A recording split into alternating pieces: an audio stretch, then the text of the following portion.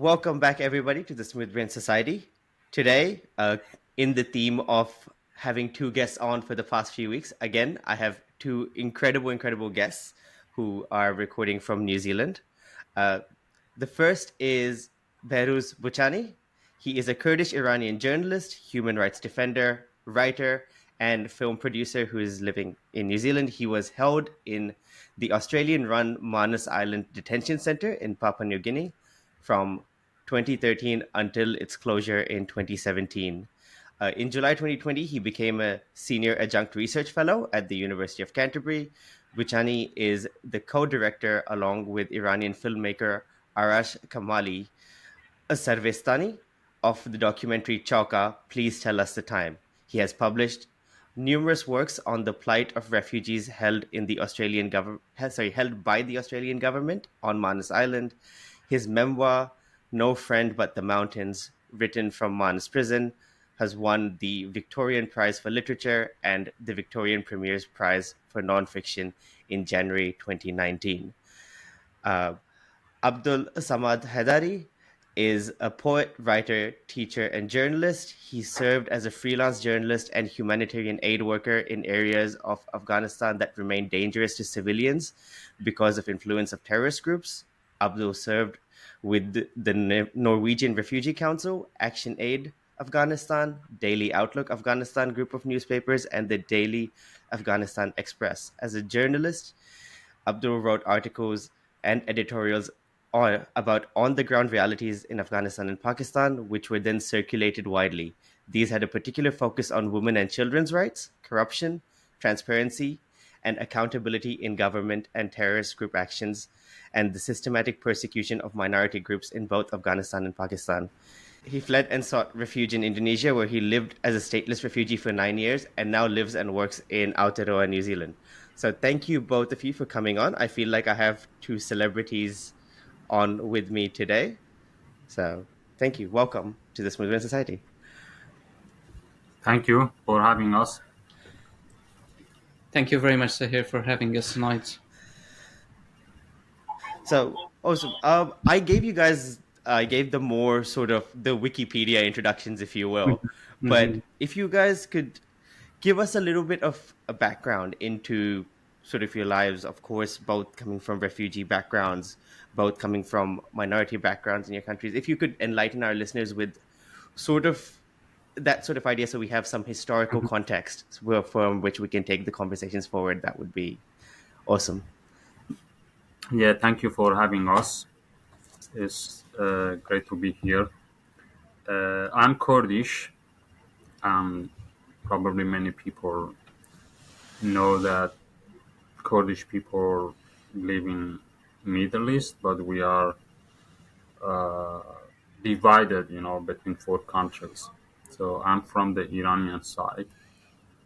We are like probably more than 30 million population, but most of Kurds live in the Turkey side. But in Iranian side, we are at least 8 million people. So that is my background, and I think that's really important because being a Kurd or born in as a Kurd has impacted on my life and on my personal life, and also on my political perspective, the way I understand the world, the way I approach to art and literature and writing, because I born in a colonialism context and grew up in that system, and I fled Iran. I left Iran because of that, because that caused my journey. And then I went to Indonesia. I was there for like 2 months, and then I took on a boat and I went to Australia. But when I arrived in Australia, I realized that the law has changed. So they have a new policy, which in Australia they call it 19 July policy, which means anyone who come to Australia by boat, they banish them to Manus Island in north of Papua New Guinea and to Nauru Island. So I was banished to Manus Island. I was there for like 6 years. So in the introduction, you mentioned that the Manus was closed at 2017.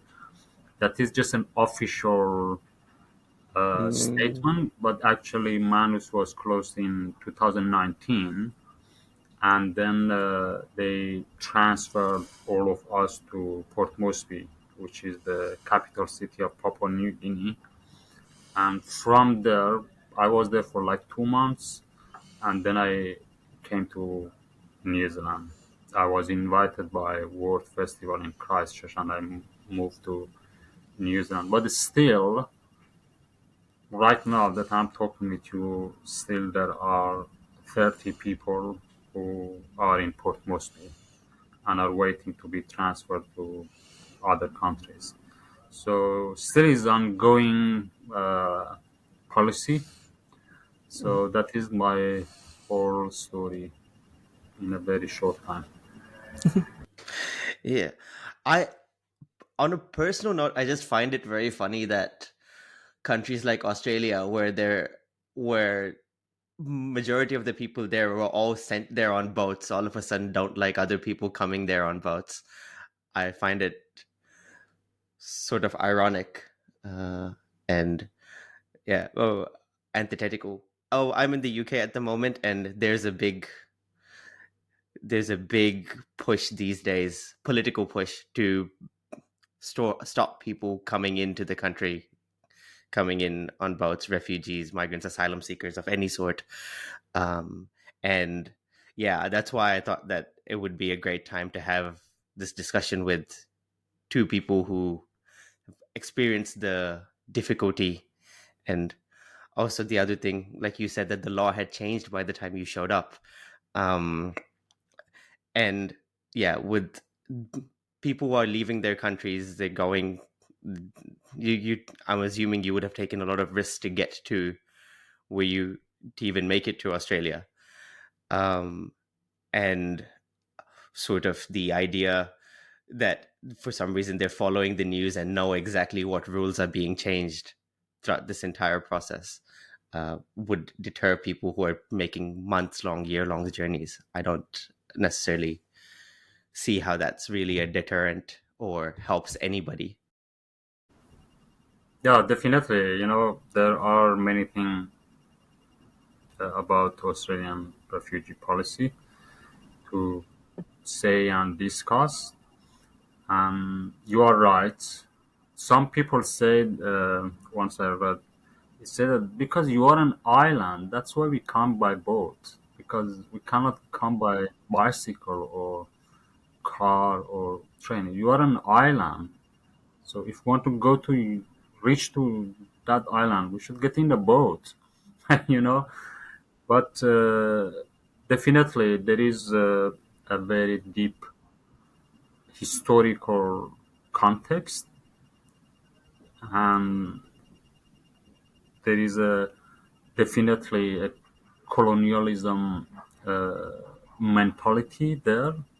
So we can, if we have a chance, talk about this, and also how Australia has become like an example to other countries such as UK, and now we see United States. They are looking at Guantanamo Bay as a place that they banish refugees there. And you know that Guantanamo actually has roots.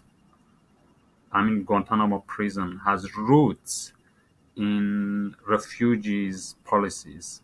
So long time ago, I think it was 1991 or two, they the first group of people who they banished there were refugees. So I haven't read about the before that, but I am sure that Guantanamo has a long history for refugees policies, and they push refugees and send them there. So there are a lot to say about this policy, and definitely Australia is very uh, interesting. Of course, it's painful, but it's very interesting example to be discussed in this context. Speaking of the USA, and I wanted to. I can ask Abdul to talk about a little bit of his journey, because whenever you hear Afghanistan, it's mostly until, at least in the recent history since 2001, has always been in the context of the United States. But of course, the history goes back a lot further. Um, and if you could give us a little bit of background into your journey as well, Abdul, that would be great. Thank you very much, Sahir. And if that is okay, I would like to open that small introduction with a poetry, and after that, just give a little bit about myself. Of course, of course. And this poem defines where I come from, and it talks about beyond my identity and language. And this has no title yet, but it goes: I come from the wild gem gates of Wonderland, with mountains tall as your dreams. I opens my eyes in the grasp of all seasons, where garden of rare roses, lilac labor of laughter, fill cups of your life and make you whole. I am the blossom of wild almonds, with clear rills of musky scents in the roots of my curly hair. I carry all the colors your eyes can behold, the misty aroma in the air, the breath your lungs long to praise. My name is Abdul, and I belong to the Hazara ethnic community in Afghanistan. And as a member of the Hazara community, of course, we have been facing ethnic cleansing and genocide for a very long time. And perhaps before I was born, and when I was born, there was a genocide, and genocide still continues up to this date. And as a result of this continuous genocide, my family members, they became refugees. They were displaced within the country.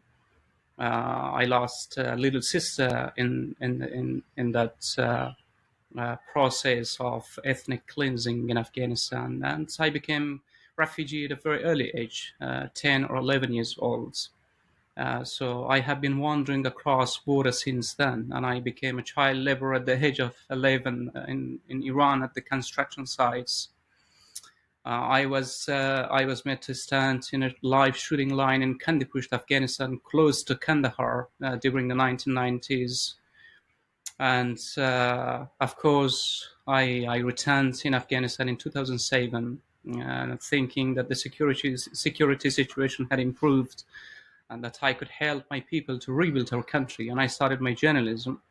I started my career in journalism, and I did journalism in Afghanistan. And as a result of journalism, again, I had to leave Afghanistan, and I became a refugee again. And I ended up in Indonesia, of course. And I spent in Indonesia almost 10 years with no clear fate or certain future. And that is my journey. And I arrived in Aotearoa, New Zealand in 2023. And I am 2 years old in this country. That was awesome. Few things which you said really sort of stood out to me. One is you said that you went back, and it brought to me like sort of the thoughts, and hopefully you guys can speak to it, that hope of wanting to go back to, like, you had gone back to Afghanistan. Of course, the goal of refugees to wanting to go back to their countries, and basically not being able to, for because of the situation on the ground there. And it also oh it also comes to the I keep bringing it back to what I see currently in the news and politics, where it's always like, why are they coming here? Why don't they just stay back? They just want to leave. But your story clearly shows that someone who's wanted to go back and for various reasons hasn't been able to, or has gone back and then has had to leave again. um so does, how does it feel now that and of course Behrouz can also answer this question, how does it feel now that you guys are in Aotearoa? Does the refugee journey sort of end when you get to sort of a Western country, into like Aotearoa or in the UK? What is the story done once you end on these shores, or is there a lot more to it? Do you go, Behrouz, or I? Yeah, yeah, okay. I think that is a very good question, and because people think that when you just reach to a safe place or in a place that you are able to start a new life, so that is done. But actually, you know, because of your background and your experience as a refugee, so of course refugees have different backgrounds.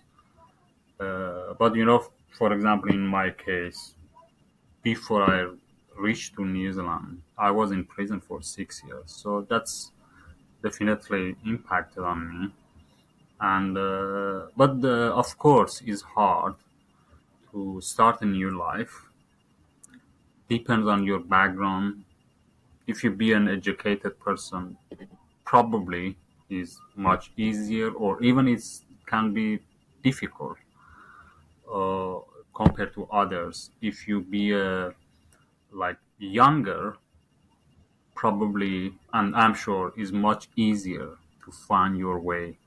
But when you are older, of course, you have a long history back home, and you carry that, and you come to a totally different place, and you should start a new life.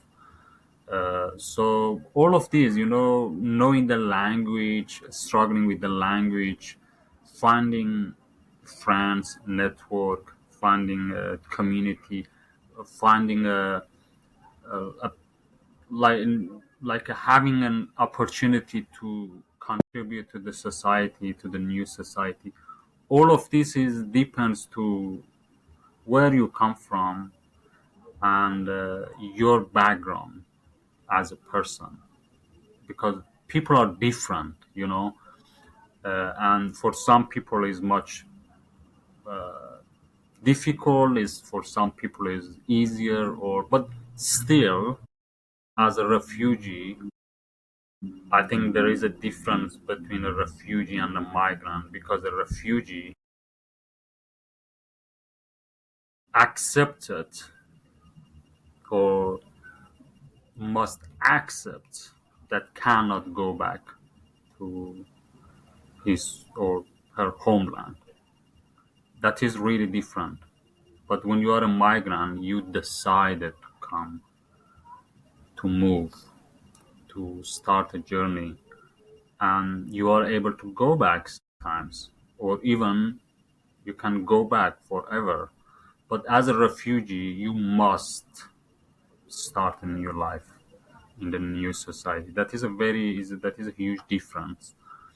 But generally, the of course is very difficult, and it depends to the country that is hosting you as well. Some societies are more multicultural, uh, is much easier. Some countries are not. For example, in Wellington, that we live, or in Aotearoa, New Zealand, my understanding is, compared to Australia, is less multicultural, and that of course that make it more difficult to start a new life, because people here are not really familiar. For example, uh, still in Wellington, which is a very progressive city, whenever I meet people, I can say that 99% of people that I meet, when I talk, after a few words, they say that, "Where are you from? What is that Mm. accent?" So, of course, this is a very random question for them, but for people like us, it's very difficult. Always, you should answer that, so that it's tiring. And it's not only me, I met many people, even European people who came here. They always complain about that, and that shows actually people here don't used to see people with a different background compared to, for example, a city like London. I think in a city like London, probably people have a different reaction when they meet each other. But here, they really people want to know. They are really interested to know where are you from, and they want to know about the place you come from. So the whole conversation, uh, like, start or shape around who you are and where you come from, uh, which is fine. I don't have problem with that generally, but I know that most of people have problem with that because it's tiring. Always should answer this question all the time. So I mean, just generally, as a refugee, you have you face many challenges, and so I'm sure that Abdul will talk about this. So Abdul wants to bring his family, and you know that's a different case compared to me. That I don't want to Yeah. bring my family, so I don't have that problem. But I mean, compared to your background, your position, uh, you know, we are individual. We have different background and cases, but generally, of course, we have a same experience as well in many ways to start a new life. But it depends to the society as well, the place that you uh, is hosting you. So that's very different. But generally, there are many challenges for a person, a refugee, to start a new life. It's a long journey, but sometimes people say that I complain too much, but that is not complaint. We just want to talk about these challenges that people have a better understanding, Yeah. or, it's not complaining.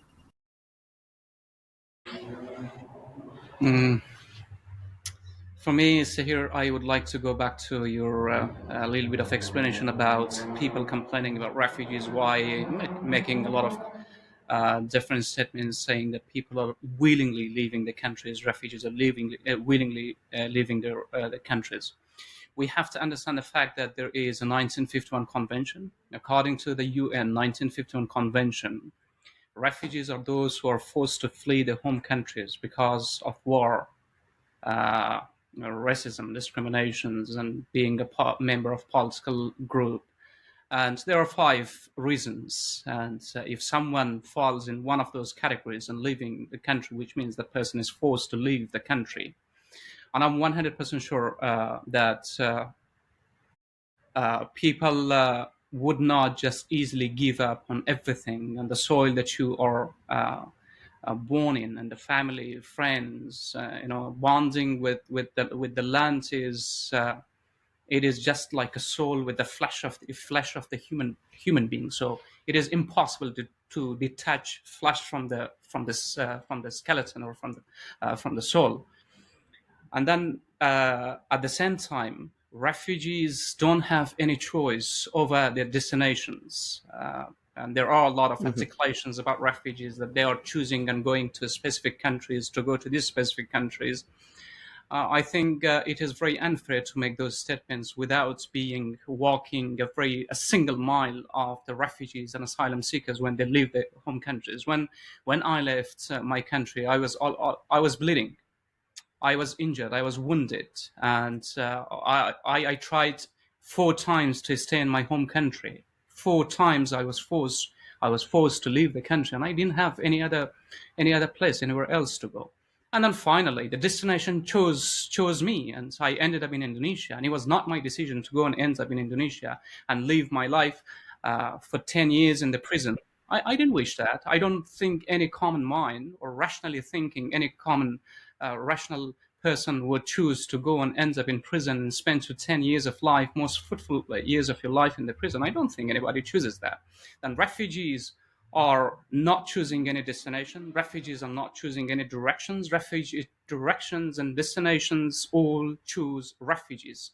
When you leave the country, you fall in the hands of the people you're not sure. You're not even 5% sure that you would ever make to a safe destination. There's no guarantee for that. You might die in the jungle. You might be killed. You might be, you might face different consequences. You might get drowned in the sea. So all of those things are possible. You may get detained and never get released in one of those countries who are not hosting refugees.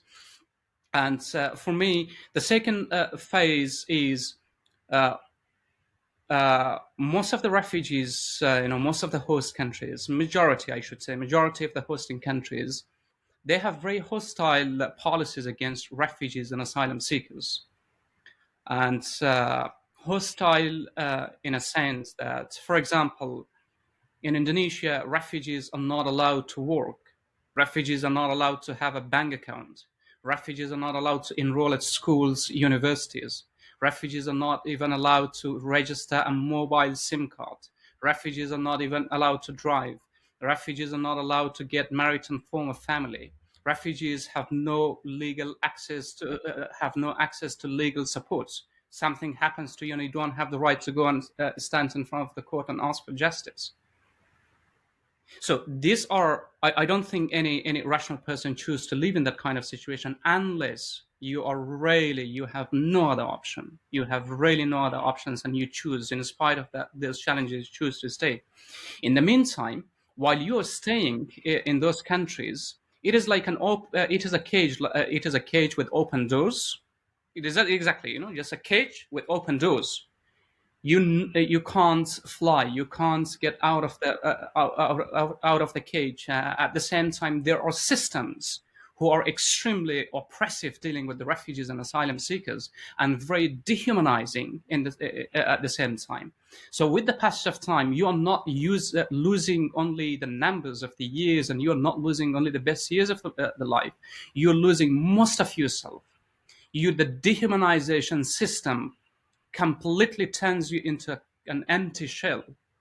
You lose the confidence. You lose a lot of things in that process. It's a very difficult process.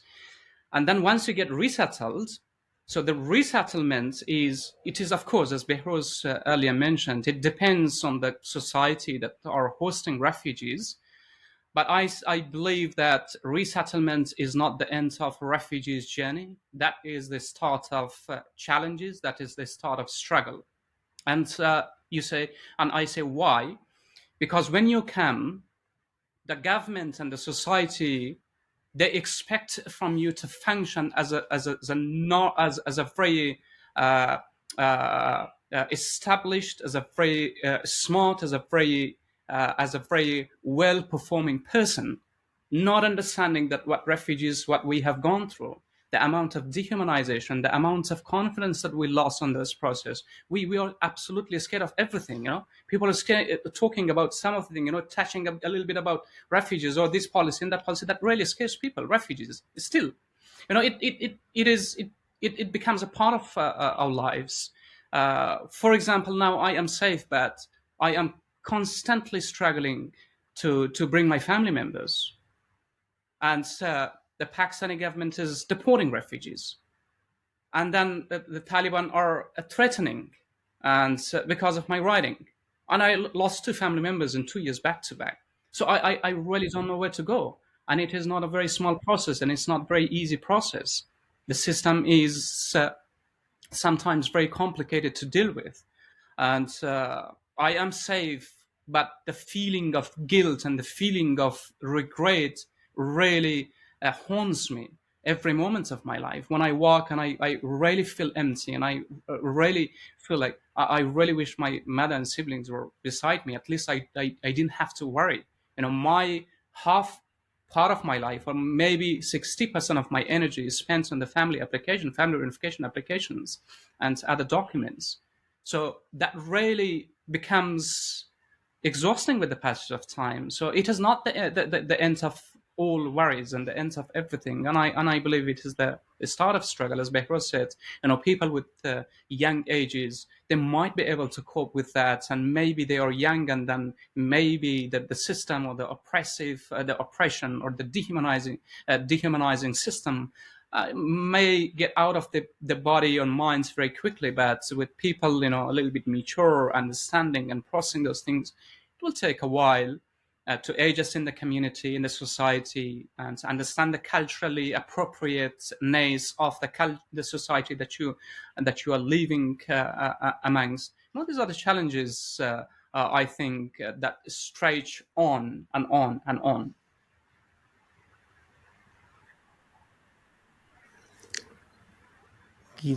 Now that was very well put by both of you guys. There were a lot of similarities in terms of going back to what Behrouz said, the "where are you from" sort of question. It Right. seems simple, but it carries a lot of weight. Very And hard. I have no refugee background, but I have a migrant background, with my parents coming from India, but me being born in New Zealand, but then me living around the world, and people asking where you're from. Whatever answer you give is, you always see, like, it's not necessarily what they wanted, or not what they're expecting you to give, and then that causes its own challenges. And then when you add the additional level of having been forced out of where you were from, it opens it opens a whole another layer. With that in mind, and Abdul, you were speaking a lot about your family. um are there certain conditions which would want you guys to go back to your homeland? Because you guys came when you were slightly older. Abdul, on your last time, and Behrouz said you left uh, as an adult. Um, are there any situations or conditions which would make you want to go back, or is it more about getting your family's friends out? For me, it is about my family members, and if I return, where to go, uh, and that is the process of the resettlement for the refugees. When you go through a different process, there is RSD, refugee status determination interview, and you go through those all things, and you get resettled, for the safety reason. And if the whole point is to return back to the country, then I don't think anyone would leave, and I don't think I would have left in the very first place.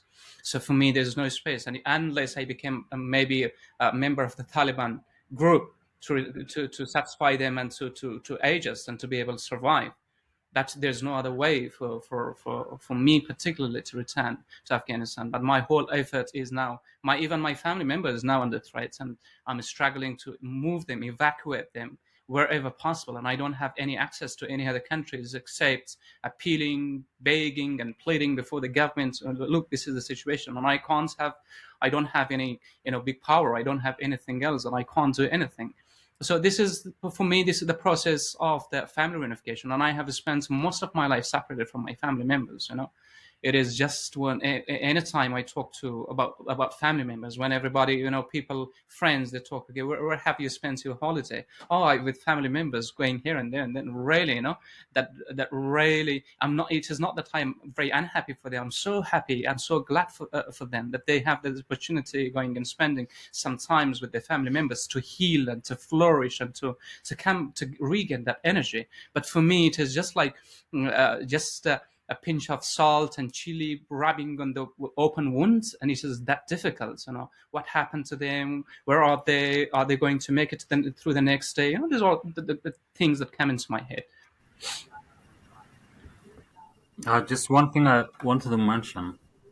So even you be able to go back, uh, that place that you left probably long time ago is not the same. So, so I mean, as a refugee is an ongoing challenge, which is sometimes is existentialist challenge. So, and you deal with that. But I myself, I find it, of course, it's difficult, but I find it meaningful as well in many ways because that means you can or you are able to have a unique political perspective. The way that you understand politics, the way you understand life and society is different, is unique because you no one is in your position as a refugee.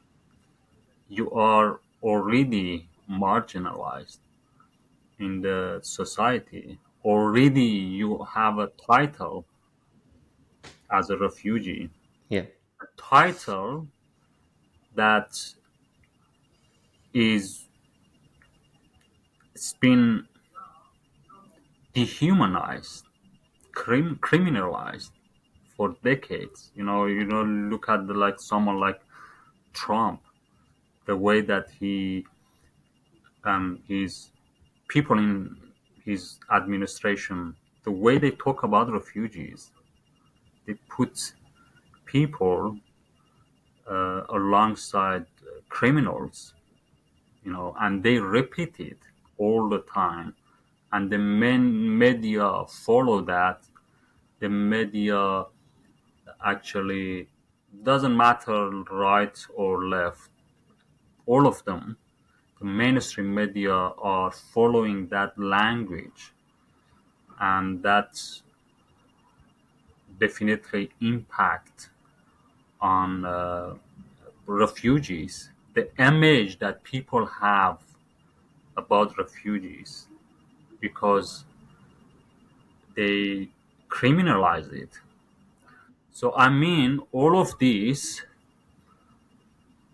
shape our political perspective, the way we understand the world, the way we approach to the, you know, even our daily life. So I mean, that can be very unique in many ways because we experience the dark side of what we call liberal democracy. We experience that. So we experience a kind of violence which is often an invisible violence. We experience that, and sometimes in our daily life. And so, of course, we understand the whole system from a different position, from a unique position, and not only refugees, just generally minorities, marginalized people. It's quite interesting. This is my understanding of the politic. I just generally this world. Wherever I go, I visited Europe um, two times for like doing conferences and events, and some other countries. This is my experience. Wherever I go, or I suggest to people, wherever we go to different countries, different societies, if we want to really understand that country in a deeper way, I think we should go and have a conversation like I mean, in like a casual trip or when we travel, uh, the minorities in that society, marginalized people in that society, they have a better or unique understanding of that country, But mainstream is not like that. So, for example, uh, people in this country, like Maori people, have a different the way they experience this system. It's very different to like what we call Pakiha person in this country. So different. So that's why this is my style. Wherever I go, I manage to, if I want to, like in like a casual conversation, to understand something about that country, that I'm there for a few days or a week, just manage to talk with minorities. They have a, they offer you something unique about that country. Yeah, that's very well put. You both of you mentioned sort of this essentially which spoke to this idea of systemic oppression, and both of you have written about it. Behrouz, I know you spoke about something called the Manus Prison Theory uh, a, a lot, and I wanted to get to that. So if you could just sort of explain what it is. Sorry, I'm jumping from topic to topic as well because it's a shorter conversation. But yeah, if you could just quickly touch upon what the theory is, and then maybe we can speak about that a little bit. So let's say it in a different way so the audience can go and read about it. Of course. It's actually the first time that come from an article that I wrote a long time ago. The title of the article is Manus Prison Theory. And in that article, you can find it on internet. The Manus Prison Theory, in that article, what I did, I compared Manus Prison with the film I, Daniel Blake by Ken Loach.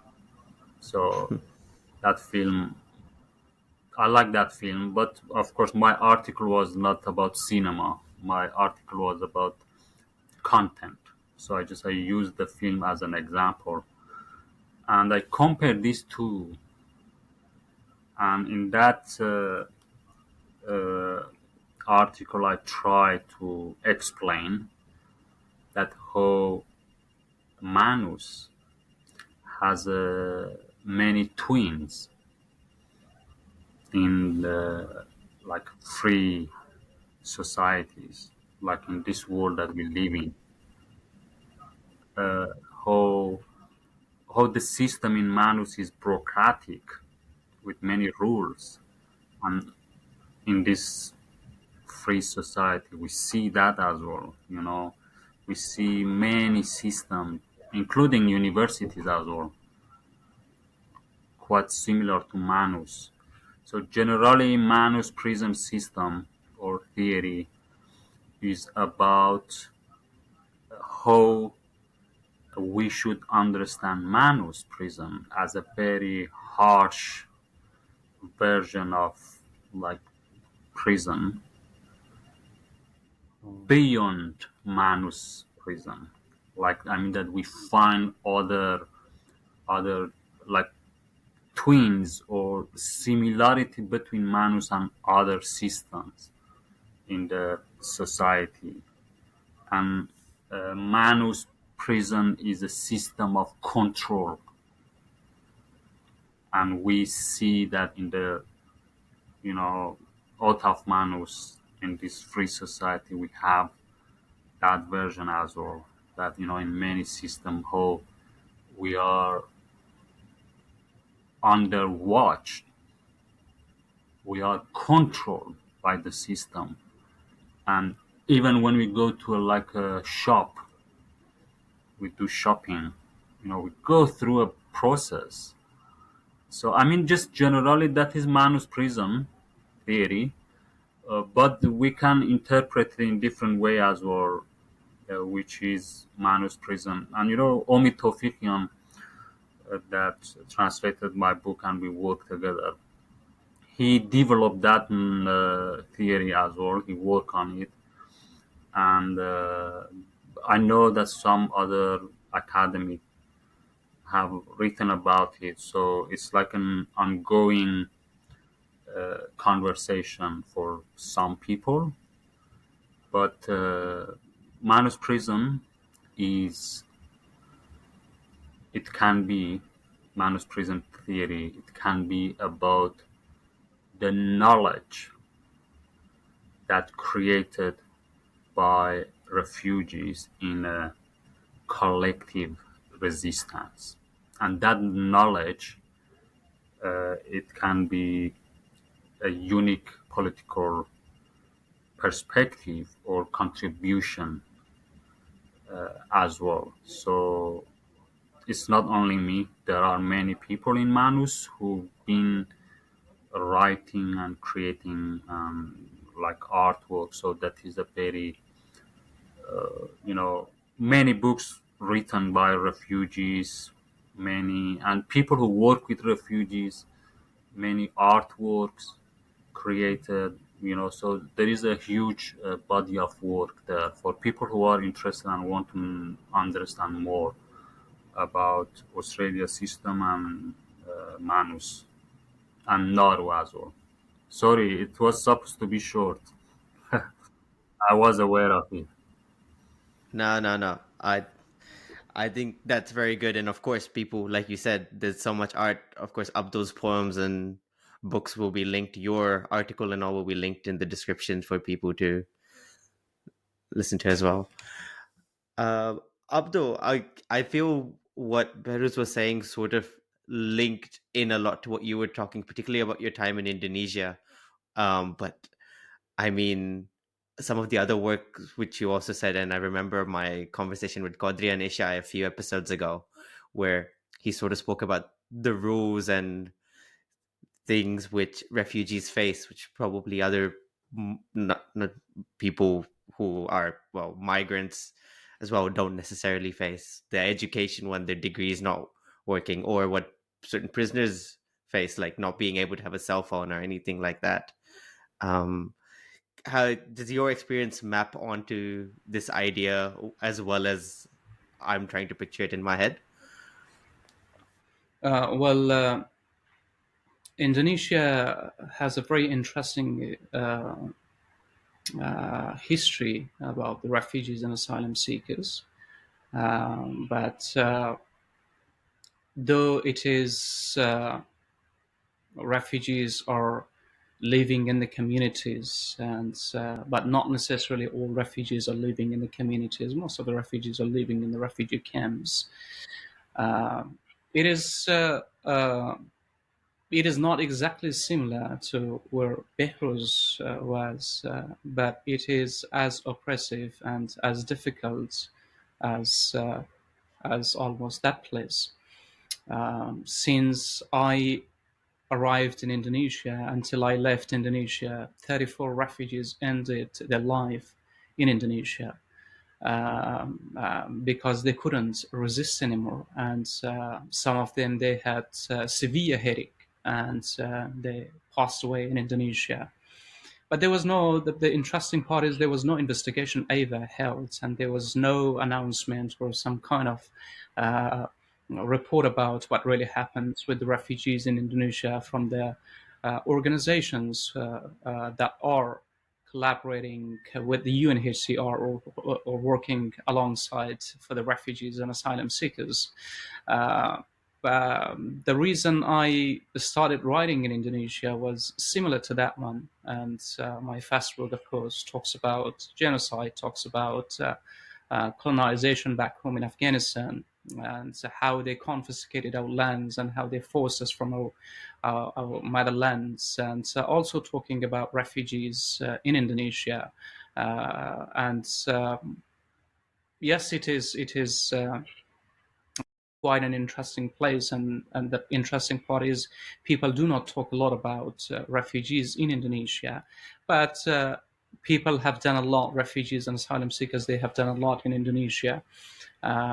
Most of the refugees, and we established some educational spaces for the refugee children, at least when the government denied allowing refugee children and asylum seekers to enroll at schools. At least we could do that. Just created some spaces for the refugees to go and study. But for the male members, there is no chance. There's nothing. It's not about qualification. Having a qualification degree or not, you are not even allowed to enroll at any institution because of your refugee status. Though refugee status is being granted by the United Nations High Commissions for Refugees, and so the government at some point is collaborating with the UNHCR and the UN bodies working for the refugees in Indonesia. Yet refugees are, as I mentioned earlier, there are certain laws and restrictions being imposed on refugees, and people couldn't uplift those restrictions. But of course, people wrote about their experiences in Indonesia and created a lot of art about refugees in Indonesia. And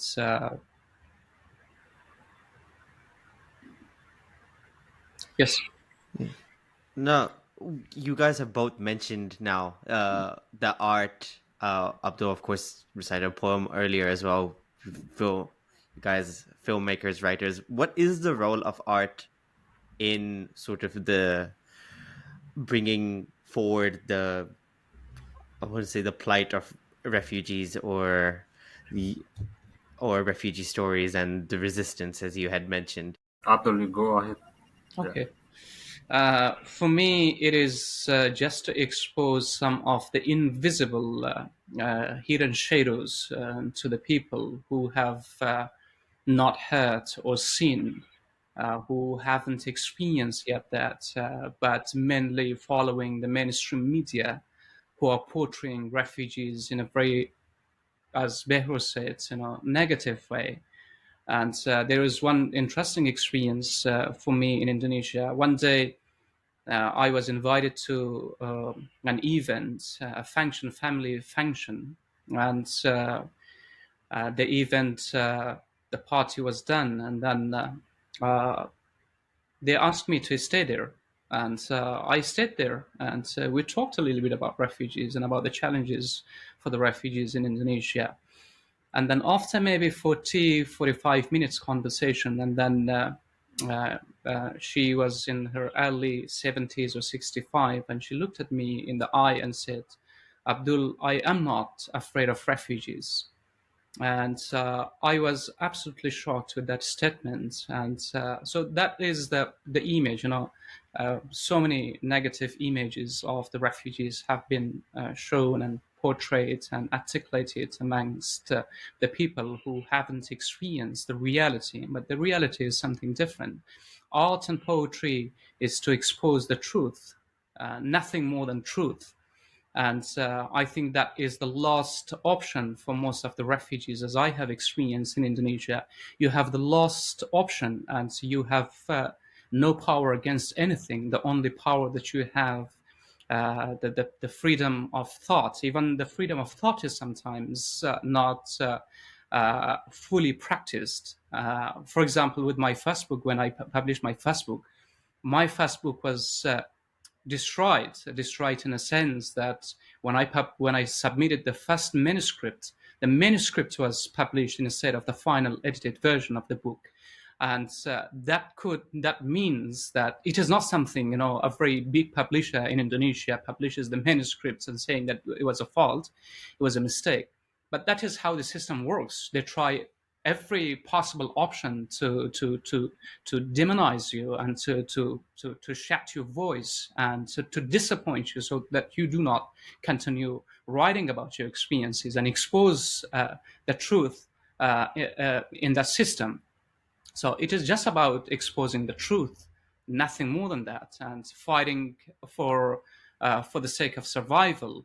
And there is just that little hope, and that little hope writing and producing something that the society, it is it is not only about surviving, it is not only about resistance, it is also about giving the real picture of what is really happening on the ground. And also you are challenging a vast, a very major media stream, in a sense that, well, you're writing about these things and you are portraying refugees and the situation in Indonesia that way, but that is not the way, that's not the reality, and this is the reality. And for example, there were a lot of stories and saying that refugees came to Indonesia just to go to Australia.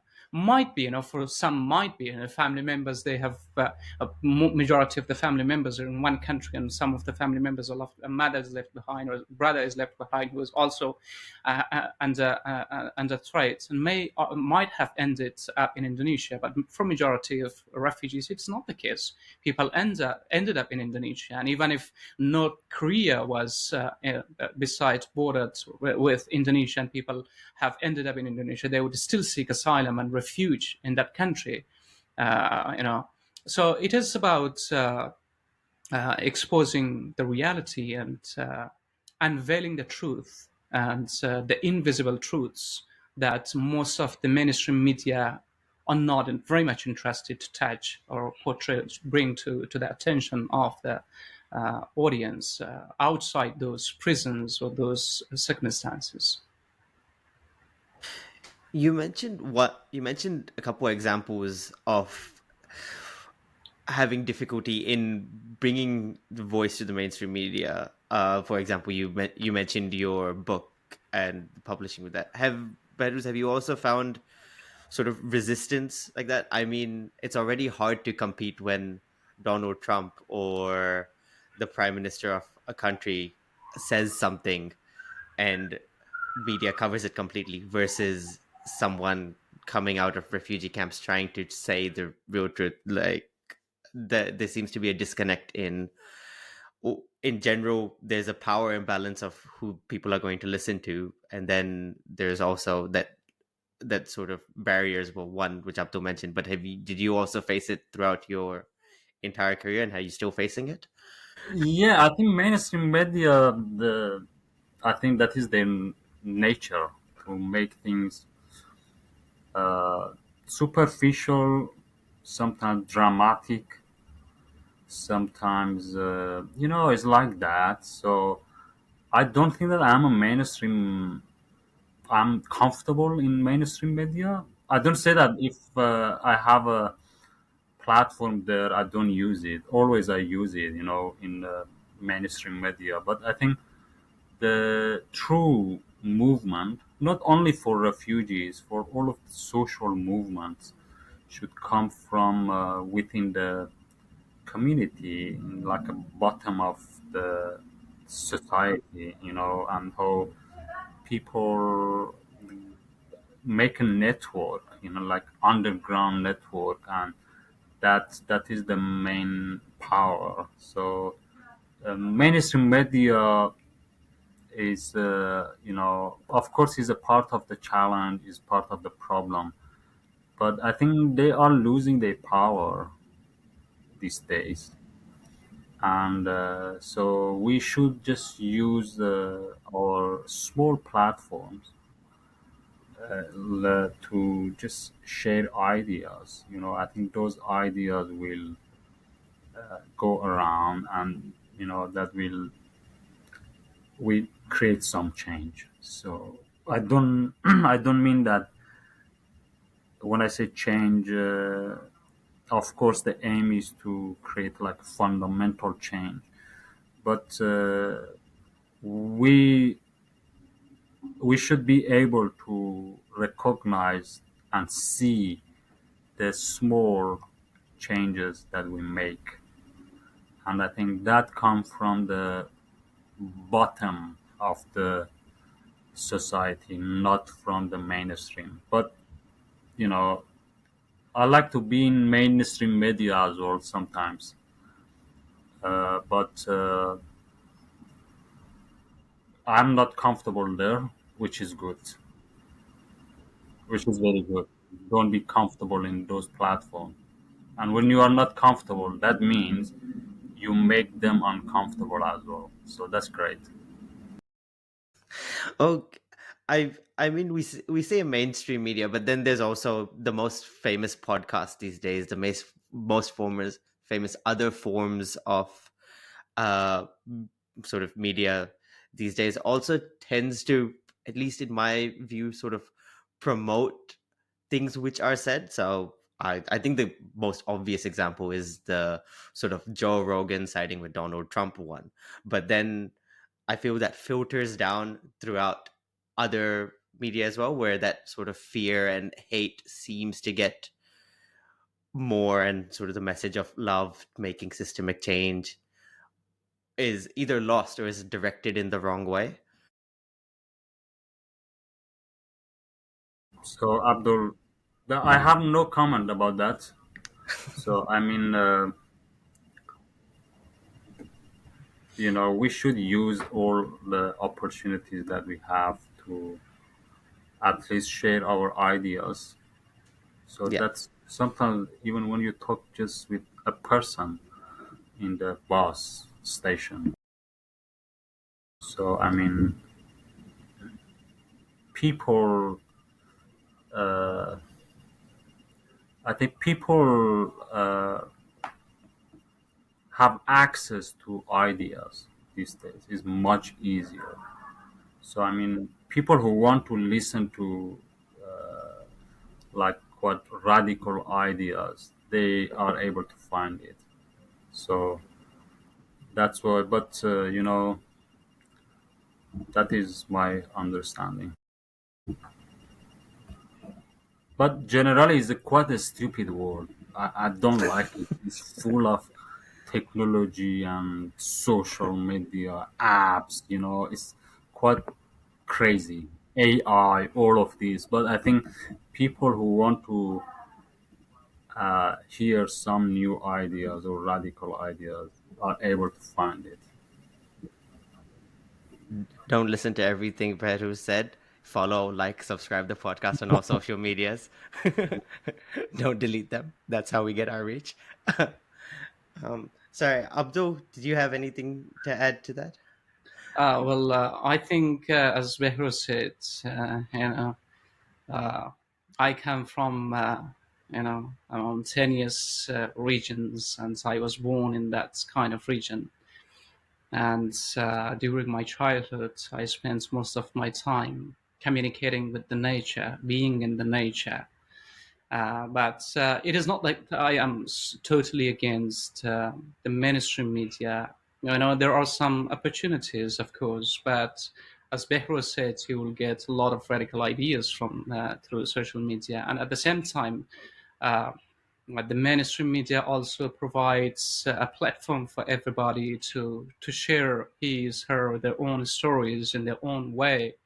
And as Behrouz earlier mentioned, that some are losing the power, and they are losing the power because when the report is coming, and then from the wheelchaired communities, and then when another report comes from the ground, on the ground realities, that creates a totally conflict of reality, and you see totally something different. And I think when we are talking about the technology, and I think producing a book and writing a book, writing a story, and recording something and doing artwork and exposing, and people have different capabilities, people have different approaches. Some speak through arts, some speak through poetry, some speak through stories, some speak through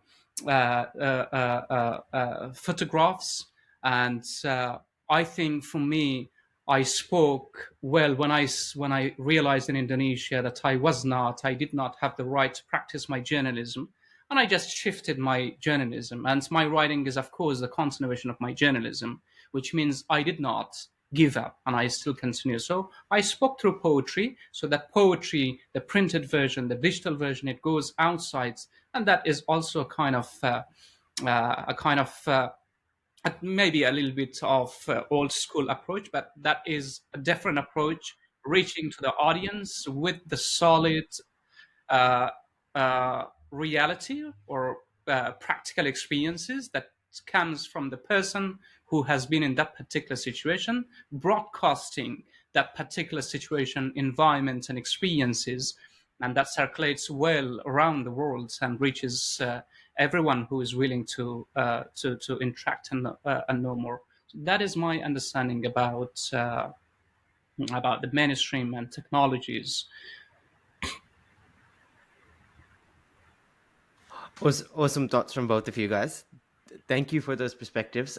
In the interest of time, um, I think we should start wrapping up now. And in the interest of that, I just wanted both of you to sort of share your final thoughts and messages for our audience, for anybody listening. I know Abdul wanted to end with a poem, so maybe I'll let Behrouz go first. If you could give us a little final thoughts, sort of hopes for the future, uh, and then Abdul can finish. Yeah, thank you very much for having us. I don't know really what to say to people, but probably I should ask people, it's good for you that people just share this video if they like it. Probably that is more practical rather than I say that let's be hopeful, we are good to go. Just even sharing this video if you like it to others with others, I think that's great. That empower this, you know, our voice, or yeah, share it if you like it. Thank you. Thank you. And if you don't like it, also share it. Maybe someone else will like it. No, I think that if you don't like it, don't share it. Okay. Yeah, if you like it, share it. Okay. Awesome. All right, Abdul, floor is yours. Yes, thank you. And I would really, before reciting a poem, I would like to encourage everyone to be kind, to be strong, particularly refugees who are in the refugee camps, refugees who are in a very difficult situation. Stay strong and use the resources that you have very wisely. Be patient and be kind to your surroundings, be kind to yourselves. There will be always a light ahead. Always there will be a way out, and eventually you will get out of that situation. But look after yourselves, be kind, and keep practicing the gesture of kindness, respect, and understanding in the society that you are living. And I would like to recite a poem from my recently published book called The Unsent Condolences. This poem talks about we come across so many labels about refugees and asylum seekers. They are defining us in so many different ways. When they see as a refugee, as Behrouz said, they always think of refugees just bringing some good food and that's all. But refugees have much more to offer to the society. They come with visions, they come with hope, they come with creativity, they come with skills, and they come with so many beautiful gifts, heritage that they carry with them throughout their journey. And this poem talks about refugees. This is called I Am But More Than a Refugee. I am but a poet, harvesting in the garden of ghazals, a guide to the toast vapor of noises unheard, the blooming sea of awakening dreams, the ultimate sense of life and joy, reciting again the tongues of youth. I am but the eminent arrival of all seasons, the mesmerizing spring, the harvested summer, the purpled autumn, the herald of winter. I am that fine morning zephyr, emitting the reviving aroma of summer. Sparrows take flight in my laughter, and butterflies emerge from the cocoons at my arrival. I am but a tuneful flute from Nai, knower of unknown tunes, singer of unrhymed songs. My voice may not be the sweetest of all, but carries the glory of Maulana's melodies, Rumi otherwise. My fingers are the strings of Egyptian oud, dancing in unison, bouncing with delight, forming music from nothing. I am but a journalist, the lot of my own words, giving volumes to moral and righteous voices. I am engaged, remain curious, firm and utterly prepared, because I am but more than a refugee. Kia ora. Kia ora. That was beautiful. One final time, thank you, Abdul. Thank you, Behrouz, so much for coming on. I really appreciated this conversation. I wish it could have gone on longer, but time zone differences. Now that hopefully I can have you all back on and continue the conversations further, because there's a lot more to talk about. There, like you said, the journey doesn't end, so therefore the conversations don't end. So thank you so much. Thank you. Thank you. Thank you, everybody, for listening as well, and take care until the next episode.